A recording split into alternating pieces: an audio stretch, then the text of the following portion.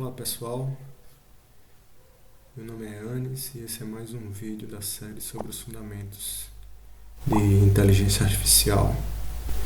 E neste vídeo nós vamos conversar um pouco sobre as etapas do processo de aprendizagem de máquina. E aí eu criei esse diagrama para enfatizar algumas etapas que são importantes no processo de criação de um sistema que envolve algoritmos de inteligência artificial ou de aprendizagem de máquina. Como vocês podem ver nesse diagrama, a primeira etapa é a coleta de dados. E a coleta de dados, ela não necessariamente é realizada por alguém de aprendizagem de máquina. Ela pode ter sido realizada por uma pessoa que não está diretamente relacionada com ciência da computação ou com análise estatística. Por exemplo, suponha que você quer fazer um sistema para fazer previsões sobre ocupação de determinada região. Você pode usar dados demográficos coletados pelo recenseamento do IBGE para fazer o seu estudo. E a pessoa que coletou os dados, ou o órgão que coletou os dados, não necessariamente é um órgão que está interessado ou uma pessoa que está interessada em inteligência artificial ou aprendizagem de máquina. Então, essa coleta de dados ela pode ocorrer por qualquer profissional, por diversas categorias de profissionais. Agora, uma vez que você tem esses dados, o próximo passo é você dar uma olhada para ver se eles possuem qualidade e se eles não têm ruído. Então, por exemplo, se a gente está falando dos dados do IBGE, pode ser que exista algum campo que não foi preenchido no formulário que o recenseador estava fazendo. Talvez por um erro, por um engano, ou então foi preenchido incorretamente, ou foi preenchido com uma informação que é ilegível, ou algo do tipo. E aí essa informação deve ser tratada. Essa informação que não foi adequadamente coletada, ela deve ser, caso seja um ruído, esse ruído deve ser processado, filtrado, para a informação correta ser adicionada à base de dados que será usada pela aprendizagem de máquina.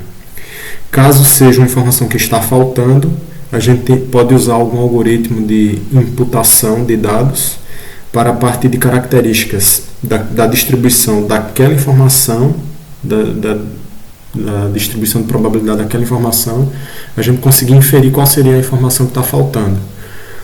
Caso não seja possível nem filtrar a informação, nem imputar, uma alternativa restante seria descartar a informação, que a gente chama de dar o dropout, dropar a informação, tirar fora do banco de dados aquela amostra que está faltando a informação. Isso ocorre no processo de limpeza e tratamento de qualidade dos dados, que também pode ser que não seja uma etapa feita pelo profissional de aprendizagem de máquina de IA. Pode ter sido feito pela mesma pessoa ou mesmo órgão que coletou os dados. Em seguida, nós passamos à análise exploratória dos dados. E aí nós vamos examinar as características qualitativas desses dados. E quantitativas também, de certa forma. Vamos verificar médias, desvios padrão, vamos verificar a distribuição de probabilidades, esboçar diversos gráficos para ver como é que esses dados se relacionam entre si e como é que eles se comportam dependendo da perspectiva que você está examinando. E isso aqui pode levar um bom tempo, essa análise. E dessa análise, a gente pode ter já vários insights do que pode ser feito com os dados. Essa análise é muito importante. Uma vez que a gente obteve os dados, tratou os dados, limpou, deixou eles com uma qualidade mais elevada, analisou esses dados, viu como eles se comportam, entendeu os dados, a próxima etapa é a gente entender que características estão nesses dados que são úteis para a gente. Então, relembrando lá do dos vídeos que a gente já fez, vários vídeos usando aquela base de dados da flor íris. Características naquele caso lá são, por exemplo, largura e comprimento da pétala, largura e comprimento da sépala. Isso são características em relação àquela flor. Mas se a gente tem as imagens da flor, nós podemos também tentar extrair características dessas imagens, que seriam, por exemplo, as cores predominantes, os tons de cinza predominantes e coisas do tipo. Então essa é a etapa de engenharia de características. A engenharia de características é o que eu chamo de uma etapa que está na fase tradicional da aprendizagem de máquina, porque hoje, com o uso de aprendizagem profunda, essa etapa de engenharia de características nem sempre é feita pelo ser humano. Ela é feita pelo próprio algoritmo que faz o treinamento e que aprende o padrão. Então essa seria a etapa 4 aqui no meu diagrama, engenharia de características. Em seguida, as 3 próximas etapas eu destaquei aquelas com uma cor vermelha, justamente porque elas são exatamente as etapas, o núcleo de aprendizagem de máquina, que é o que a pessoa de aprendizagem de máquina e de IA realmente põe a mão na massa para mexer.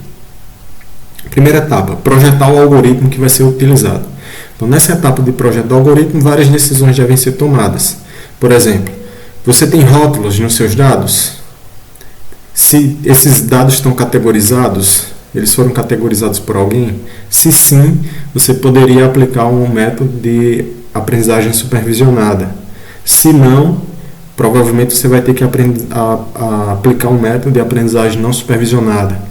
Uma vez que você decidiu se é supervisionado ou não supervisionado, qual seria o melhor algoritmo? Por exemplo, uma rede neural seria adequada para esse problema? Uma máquina de vetor de suporte seria adequada para esse problema? Um algoritmo de aprendizagem profunda seria adequado? Então, todas essas são decisões que devem ser tomadas nesse projeto do algoritmo. Caso seja não supervisionado, o algoritmo K-means é mais adequado? O algoritmo KNN, o algoritmo de árvores hierárquicas, o algoritmo de florestas aleatórias e assim sucessivamente. Então são as decisões que são tomadas nesse projeto. E aí se você decidir, por exemplo, por uma rede neural, você tem que decidir quantas camadas, quantos neurônios em cada camada essa rede vai ter, qual o algoritmo de atualização dos pesos e uma série de outras decisões. Decidiu, ok, aí você vai para a etapa do treinamento, que é treinar aquele algoritmo com os dados que você coletou. Uma outra decisão que foi tomada lá no projeto do algoritmo também se refere à quantidade de dados que você vai usar para treinar, para testar, para avaliar o algoritmo e etc. E aqui no treinamento pode haver um processo, como é que eu diria, mais artesanal, né? Que você vai treinar com um conjunto pequeno de dados, avaliar o comportamento, aumentar esse conjunto de dados, avaliar o comportamento, treinar com várias inicializações aleatórias diferentes, verificar se, no caso for uma rede neural, se a perda, né, o erro está diminuindo gradativamente, se esse erro pode diminuir mais, se ele já estabilizou, o que pode ser feito para melhorar, para esse erro diminuir mais ou diminuir mais rápido e assim sucessivamente. São todas as decisões que são tomadas aqui na etapa de treinamento, que aqui no meu diagrama é a etapa 6. Uma vez que você fez vários testes lá no treinamento, executou, treinou e avaliou, você vai avaliar como um todo o seu resultado, os seus resultados ou o seu melhor resultado. E aí nessa etapa de avaliação, a gente pode mensurar, por exemplo, acurácia, precisão, revocação, F1 score, plotar o gráfico da curva ROC, né, que é True Positive Rate versus False Positive Rate, verificar a área embaixo dessa curva e fazer todas essas análises. Uma vez que você fez essa análise, aí, se você está satisfeito com o seu resultado, você passa para o passo 8, que é a integração com outros módulos.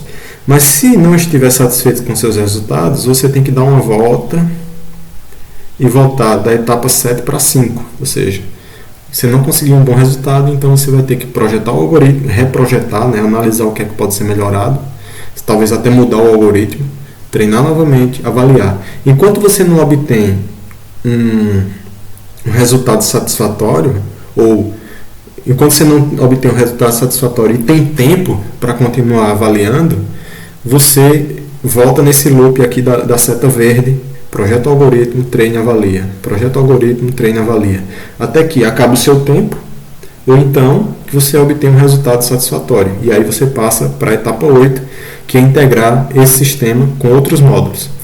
Integrar esse módulo esse módulo de aprendizagem máquina com outros módulos. E aqui, eu separei as etapas 8, 9 e 10, porque elas geralmente estão mais associadas com outros tipos de programação e de engenharia que não necessariamente são algoritmos de IA e de aprendizagem de máquina. Geralmente as pessoas que estão aqui nessa etapa, nessas etapas 8, 9 e 10, são pessoas com muito conhecimento em engenharia de software, em programação para web, em programação mobile e coisas do tipo, porque é a pessoa que vai pegar o seu módulo de aprendizagem de máquina e colocar ele com a camada de software que permite um usuário